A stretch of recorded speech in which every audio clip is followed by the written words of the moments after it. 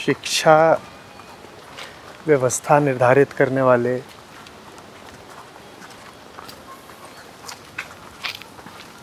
जब मटेरियल के अलावा किसी चीज़ में यकीन करते ही ना हो, जानते ही ना हो, तो वो पाठ्यक्रमों में भी सिर्फ चीज़ों को ही स्थान देते हैं।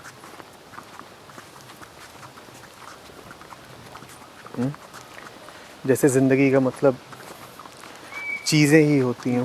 लेकिन सर अभी भी एक सवाल सा रहता है, जैसे अभी जो चीज़ें हमने की यहाँ पे थोड़ा सा एक अनुभव हुआ कि कुछ है, जैसे कि हमेशा आपको सुनने के बाद मिलता, चाहे मैंने कॉलेज में सुना हो या कैंप में, तो एक अनुभव हुआ हाँ यहीं से वो चीज़ मिलेगी जो चाहिए, लेकिन तब भी बार बार उसी चीज़ों मतलब वही बाहरी चीज़ों में हम लोग चले जाते हैं कि नहीं नहीं नहीं उधर ही सही है। बंधने चाहे वहाँ चाहे जितनी भी मिले, लेकिन नहीं नहीं वही सही है। इधर आने से मैं पता नहीं क्यों डर सा है, नहीं डर नहीं खौफ, पता नहीं कुछ लालच है या क्या जो है कुछ। डर तो लगेगा ही, क्योंकि बाहर की जो सारी व्यवस्था है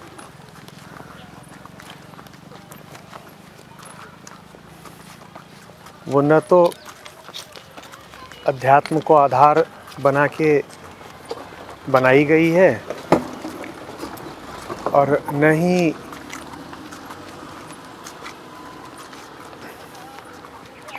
वो अध्यात्म का समर्थन करती है। तो बाहर निकलोगे, बाहर की व्यवस्था देखोगे, बाहर के लोगों की बातें सुनोगे, उनके तौर तरीके देखोगे, तो डर तो उठेगा ही कि जो बहुमत है उसका काम धाम तौर तरीके बिल्कुल ही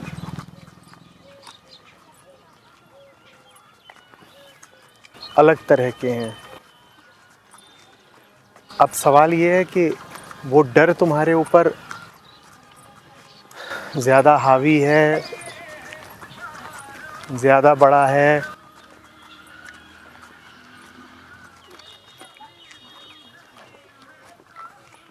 या फिर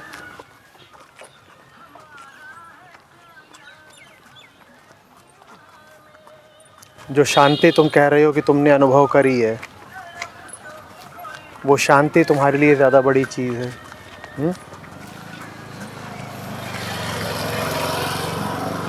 ये चुनाव तुम्हें करना है कि इन दो चीज़ों में से तुम मूल्य किसको ज़्यादा देते हो।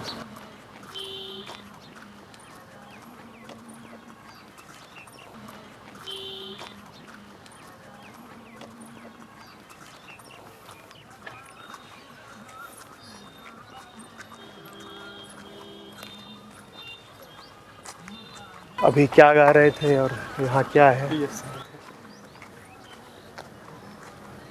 और वो गाने वाले कुछ लोग थे, ये गाने वाले ज़्यादा लोग हैं और ये लाउड स्पीकर पर बज रहा है, तो डर तो उठेगा ही। बोध के बिंदु से जब जीवन की सब ऊंच नीच धूप छां देखी जाती है, तो वो खिलवाड़ जैसी प्रतीत होती है। फिर तुम उससे बहुत ज़्यादा प्रभावित नहीं होते, तुम उसे बहुत ज़्यादा गंभीरता से नहीं लेते। तो उस बोध के बिंदु से अगर देख लिया तो लीला है। बोध में जो रहेगा गुरु जी, इसके लिए सामान्य आदमी भी ऐसा महसूस होने लगता है, वो भी बस ऐसे ही कर रहा है।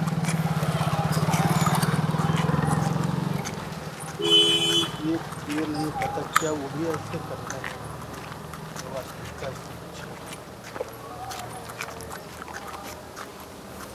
नहीं समझा। जो आदमी बोध में है बोध की बिंदु से देखेगा उसको तो लीला दिखेगा। फिर जितने के देख रहा है कभी ऐसा लगता है वो भी लीला कि जिसको देख रहा है वही तो लीला है। जी जो चीज़ दिख रही है वही तो लीला है। देखने वाला अगर बोध है, दृष्टा अगर बोध है तो दृश्य लीला है। तो लीला के लिए बोधवान व्यक्ति इतनी मेहनत क्यों करते हैं? क्योंकि जो नहीं देख पा रहे कि ये सब कुछ लीला है,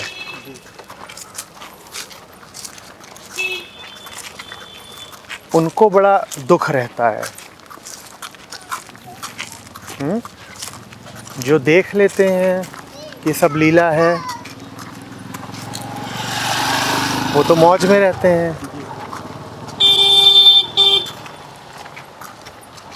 और जिनको नहीं समझ में आ रहा कि लीला है,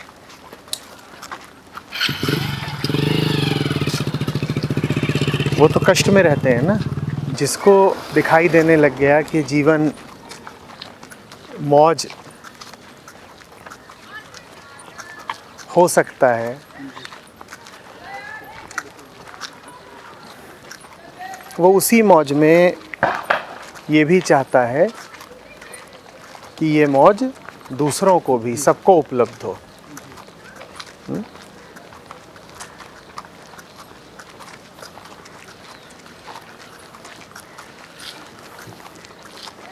इसलिए करते हैं संत महात्मा इतनी मेहनत।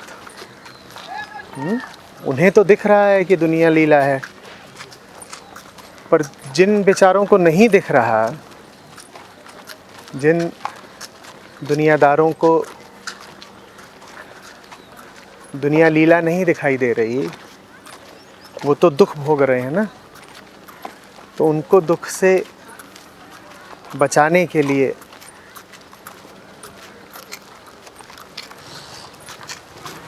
मुक्त पुरुष मेहनत करते हैं।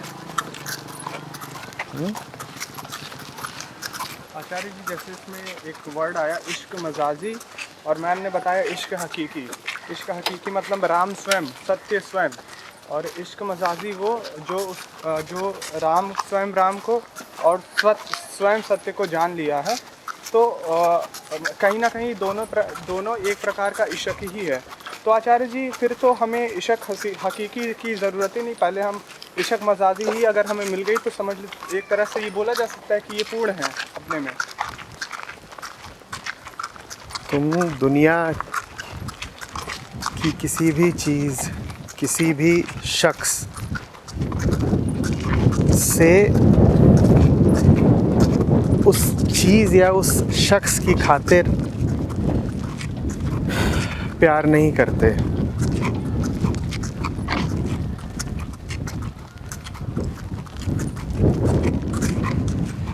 घड़े को तुम चाहते हो घड़े के भीतर जो मोती रखा है उसकी खातिर। घड़े को तुम चाहते हो घड़े के भीतर रखे मोती के लिए। घड़े को चाहना है इश्क मजाजी, और घड़े को चाहने के पीछे मोती की जो चाहत छुपी हुई है वो है इश्क हकीकी। अगर मोती को नहीं चाहते होते तो घड़े को क्यों चाहते?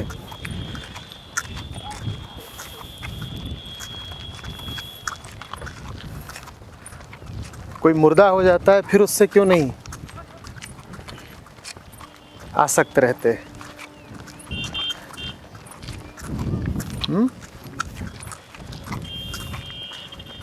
जब तुम किसी की ओर आकर्षित होते हो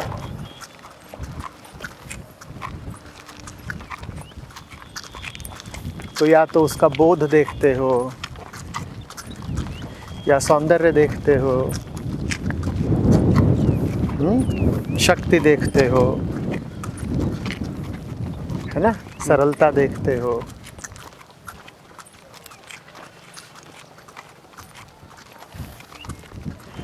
ये सब कुछ मोती है।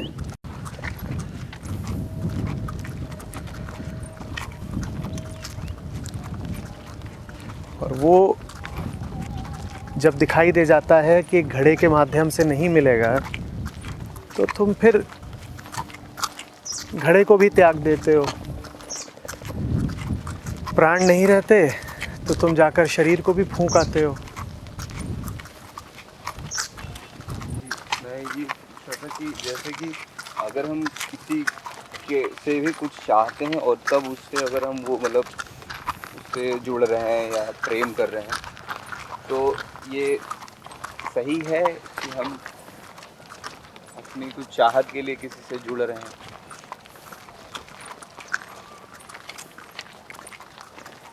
सबसे पहले तो तुम्हें ये पता होना चाहिए कि तुम वास्तव में चाहते क्या हो। जी। और फिर तुम्हें ये पता होना चाहिए कि जो तुम चाहते हो वो तुम्हें क्या उसमें मिलेगा भी जिससे जुड़ रहे हो।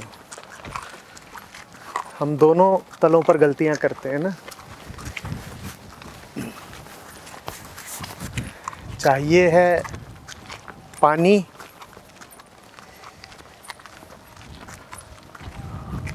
और मांगने लग जाते हैं शराब। जी। तो पहली बात तो हमको यही नहीं पता कि हमें चाहिए क्या।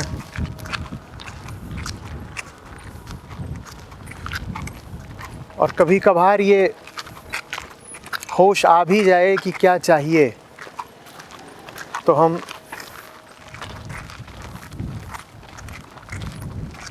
पानी को खोजने पहुंच जाते हैं कपड़ों की दुकान में।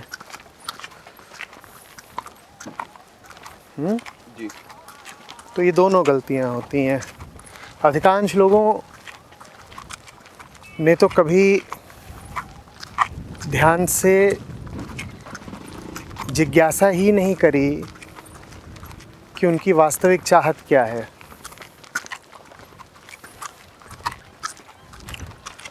तो वो 50 चीज़ें चाहते हैं दुनिया की, इधर उधर की, इधर उधर भटकते हैं चाहतों के मारे। और ठहर करके गौर से कभी ये नहीं देखते कि उनकी वास्तविक और गहरी इच्छा है क्या।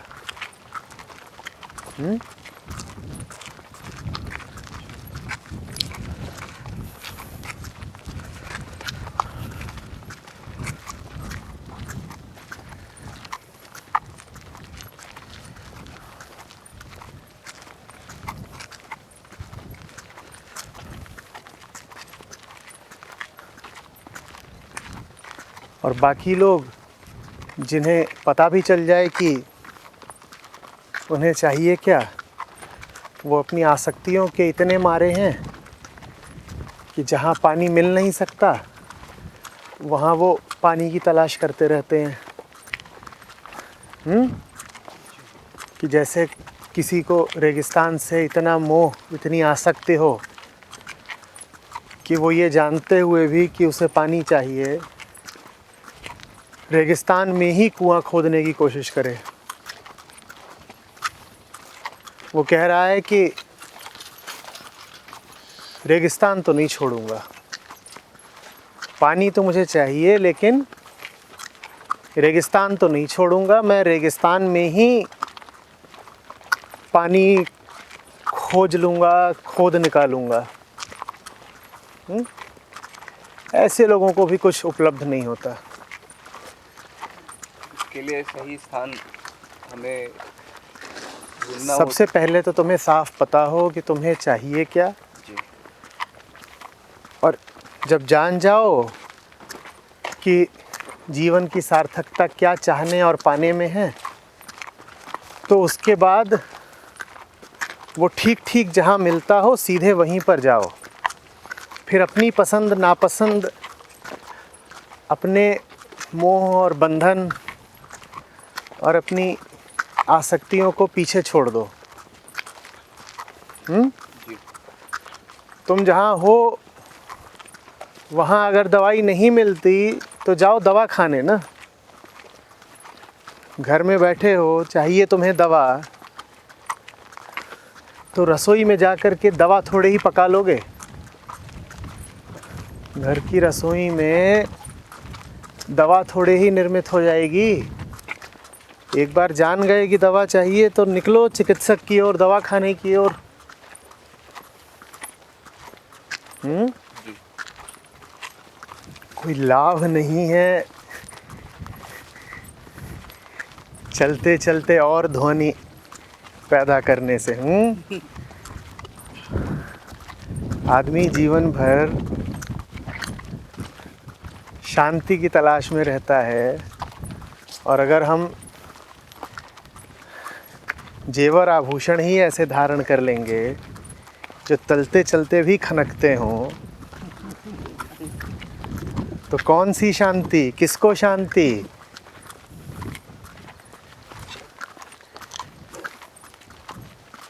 मुझे खुद नहीं पता था कि ये चीज़ अवेलेबल है।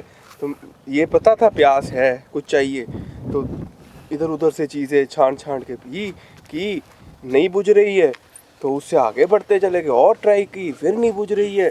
एक समय इतना आ गया कि बस लगता है कि अब तो मतलब आर या पार वाली बात होती थी कि मिले तो मिले, नहीं तो नहीं चाहिए कुछ भी।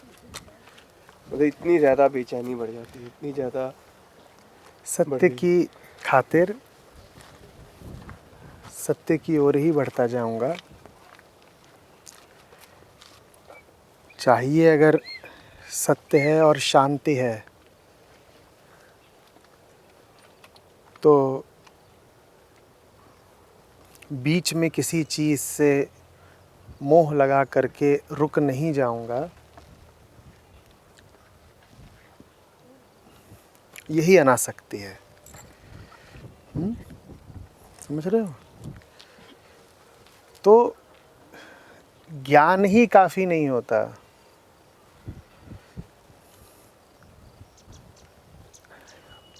अनासक्ति बहुत आवश्यक होती है। आप जान भी जाओ कि आपको क्या चाहिए, आप जान भी जाओ कि आप कहाँ फंसे हुए हो, क्या बंधन है आपके, लेकिन उसके बाद उन्हीं बंधनों से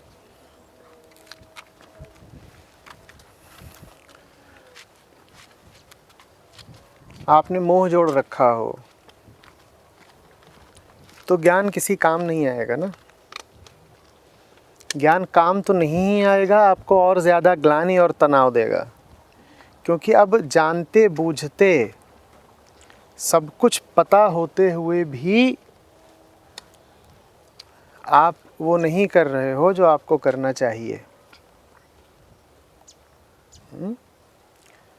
और ये आत्मप्रवंचना, खुद को धोखा देना, आदमी बड़ी आसानी से कर लेता है। आदमी का तरीका समझना। आदमी का तरीका होता है कि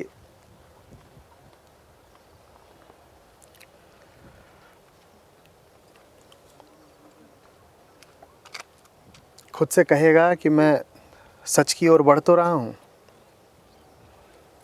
मैं पूरी कोशिश तो कर रहा हूँ, और कोशिश वो वास्तव में कर रहा होगा।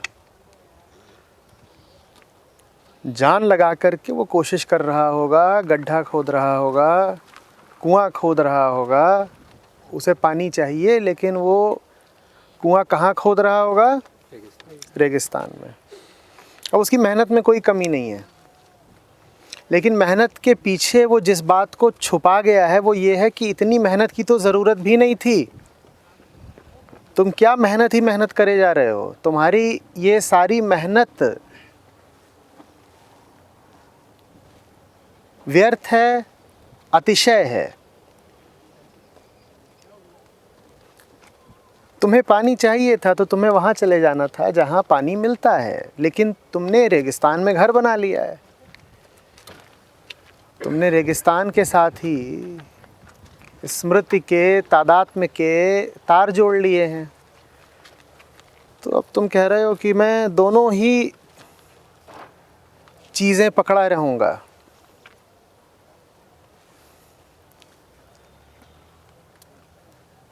प्यास बुझाने का प्रयत्न भी करता रहूँगा रेगिस्तान नहीं चाहिए। और रेगिस्तान को भी नहीं छोड़ूंगा। ऐसे बहुत साधक होते हैं, वो घोर मेहनत करते हैं और उनकी सारी मेहनत व्यर्थ जाती है। सर एक चीज़ एक और दिमाग में चल रहा था कि जैसे ये होता है कि कोई भी काम करने के लिए उसमें आपको पूरी तरह से संपूर्णता रूप से जो है आपको वो करना होता है काम। लेकिन हमको लगता है कि हम लोगों ने मतलब मैंने अपने जीवन में काफ़ी काम ऐसे ही करे हैं, मतलब बिना पूरे इन्वॉल्वमेंट के, पूरा संपूर्णता के साथ में। अब एक चीज़ ये भी है कि अध्यात्म में जिस हिसाब से मेरा जो है इसमें रुचि है और जानने की एक जो लालसा बनी हुई है, फिर एक दिमाग में ये भी प्रश्न आता है कि ऐसा तो नहीं है कि ये भी जो है इसी तरह बीच में रुक जाएगा। और क्योंकि वो पीछे कुछ बातें ये होती हैं कि जब आपका दिमाग ही नहीं है, आप किसी चीज़ में पूरी तरह से लगा सकते हैं, तो ये भी कहाँ तक चलेगा। हाँ, रुक सकता है। तुम्हारे ऊपर है, तुम रुकने देते हो या नहीं। तुम्हारे ऊपर है कि तुम उसे कहाँ तक पोषण और समर्थन देते हो।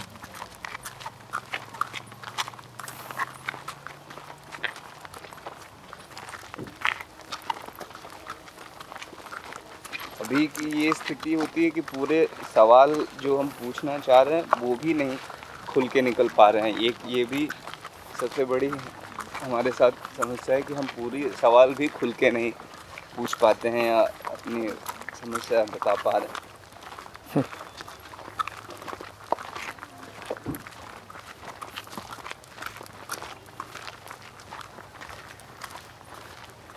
असली सवाल का पता कर लो, फिर उसको रोक नहीं पाओगे, वो अपने आप बाहर आ जाएगा। अभी नहीं पूछ पा रहे हो खुल करके, तो उसकी बड़ी वजह ये है कि तुम स्वयं ही आश्वस्त नहीं हो कि तुम जो सवाल पूछना चाहते हो वो सवाल दमदार है भी या नहीं। जी, ये हर बार यही चीज़ आती है कि पूछने से पहले एक बार ये चीज़ हमें तौलनी पड़ती है कि ये हम जो पूछ रहे हैं ये इसमें पूछने ऐसा है या नहीं है। तो इसका मतलब कि तुमने अपना गृह कार्य, अपना होमवर्क नहीं करा है ना।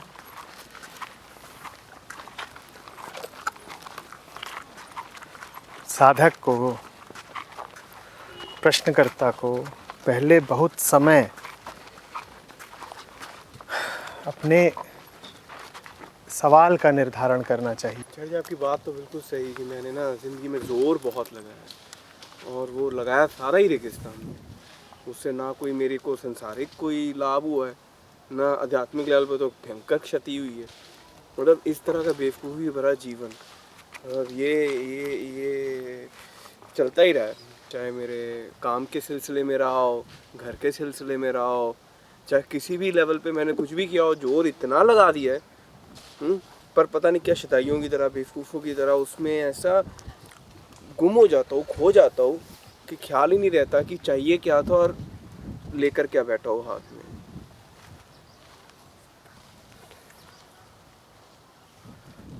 आम आदमी दोनों तरफ से मारा जाता है। प्राप्ति उसे नहीं हुई, एक तो ये साफ बात है, लेकिन बेहद अफसोस की बात यह है कि उसने प्रयत्न में कोई कमी नहीं छोड़ी होती।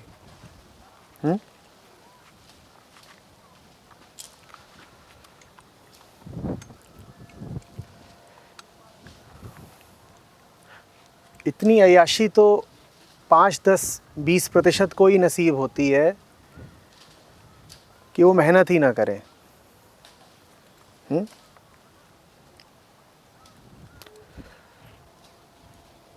ये जो 5-10-20% वर्ग है, ये वो है जिसने प्रयत्न भी नहीं किया और उसको कोई प्राप्ति भी नहीं हुई।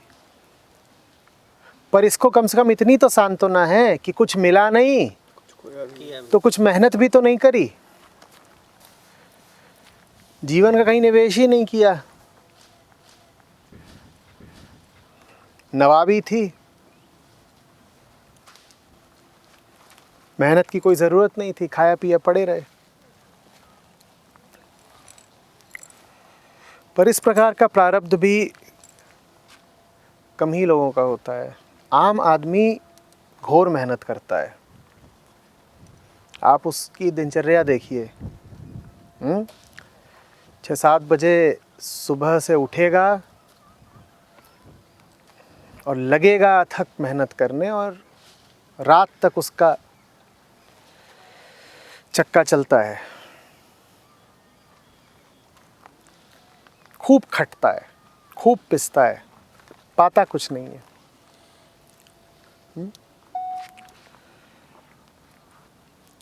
मैं तो कई बार कहता हूँ कि इसका उसने अगर चौथाई प्रयत्न भी आध्यात्मिक साधना में कर लिया होता तो उसे मुक्ति मिल गई होती। जितनी मेहनत आम आदमी अपनी सांसारिक चक्की को चलाने के लिए करता है, उसकी वो चौथाई मेहनत भी अगर सही दिशा में कर ले तो उसे बड़ी आसानी से मुक्ति मिल जाएगी। हम दौड़ते तो बहुत हैं, पर अंधी दौड़ गलत दिशा में। दौड़ में कोई कमी नहीं है।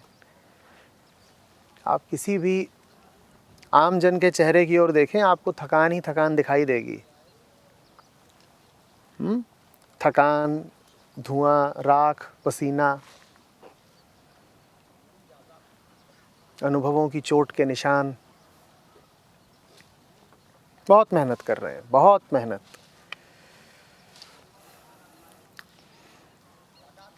और बड़ी शुभ होती है मेहनत अगर इस मेहनत से कुछ प्राप्ति हो रही होती। पर ये सारी मेहनत व्यर्थ जा रही है, क्योंकि ये अंधी मेहनत है, ये बेहोशी में की गई मेहनत है, ये डर में की गई मेहनत है।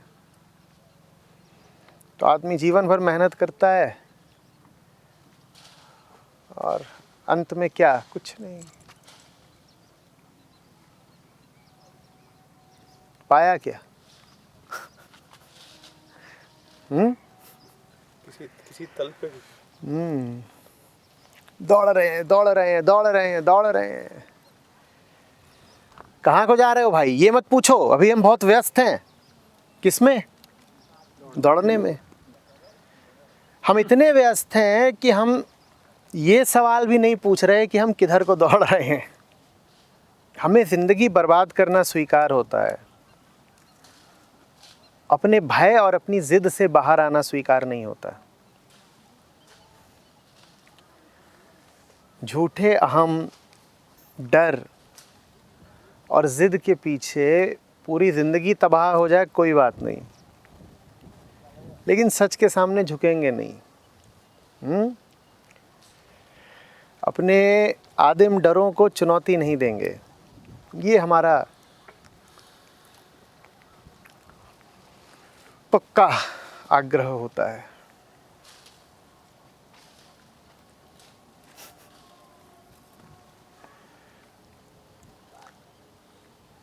दुनिया के किसी भी जीव जंतु को देख लो, आदमी उससे ज़्यादा ही मेहनत करता है। सब पक्षी सो जाते हैं सांझ ढले, उनके पास कोई लंबित पेंडिंग काम नहीं रहता कि आज तो रात भर काम चलेगा।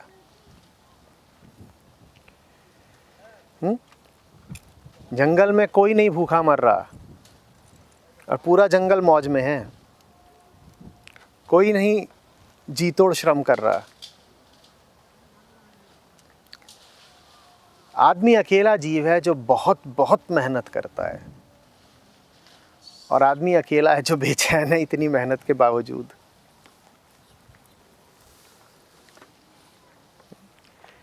कमी मेहनत में नहीं है, कमी मेहनत की दिशा में है।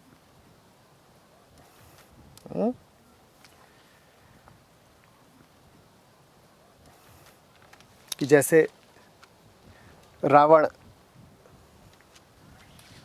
पूरी जान लगाए हुए है कि राम को मार दूंगा, दुर्योधन अथक श्रम कर रहा है कि कृष्ण को हरा दूंगा। श्रम में थोड़ी ही कमी है, बस तुम इतने अंधे हो और इतने लालची हो कि तुम देख भी नहीं रहे कि तुम विरोध किसका कर रहे हो, तुम देख भी नहीं पा रहे कि तुम समर्थन किसका कर रहे हो।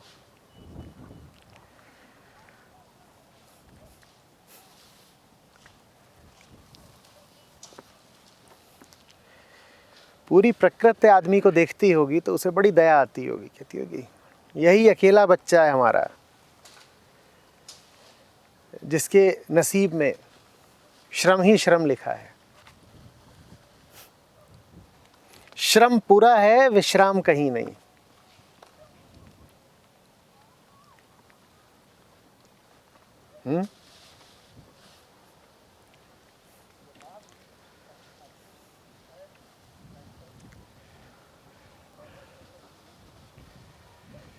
मिला है कोई जानवर जो उतना बूढ़ा दिखता हो जितना कई लोग 30-40 की उम्र में ही दिखने लगते हैं? किसी जानवर का चेहरा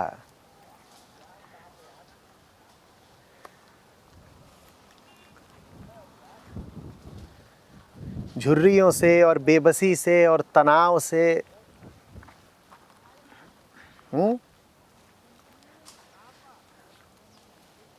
उतना आहत देखा है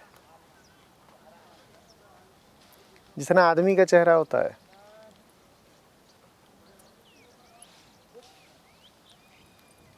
और आदमी लगा हुआ है, लगा।